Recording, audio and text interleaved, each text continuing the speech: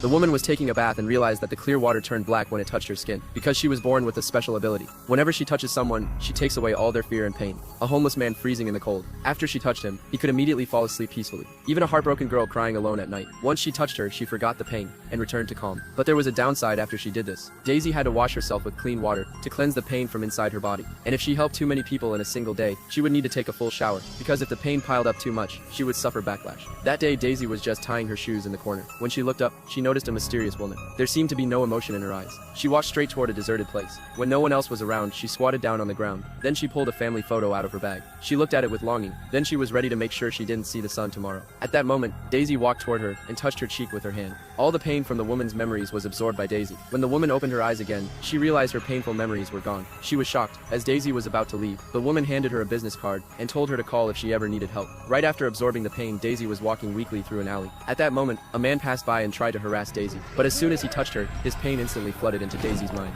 Luckily, Daisy managed to break free, but her body was completely exhausted. She could barely keep her balance while walking. Unfortunately, her condition caught the attention of a thug named Dick. She struggled to make it back home. The pain was still echoing in her mind. She forced her body to crawl toward the bathroom. Black water kept spilling out of her mouth. She struggled to reach the bathtub. With the last bit of strength left in her, she turned on the faucet, ready to wash the pain away. The splashing water turned into black ink. Daisy slowly slipped into unconsciousness. But just then, those thugs broke in. They wanted to figure out why Daisy was so strange. They searched the place for her. One stuttering boy found Daisy unconscious. He felt pity for her, so he quietly placed her hand into the tub. He covered for her and told Dick they hadn't found her. But Dick wasn't satisfied. He and his buddies started wrecking Daisy's home.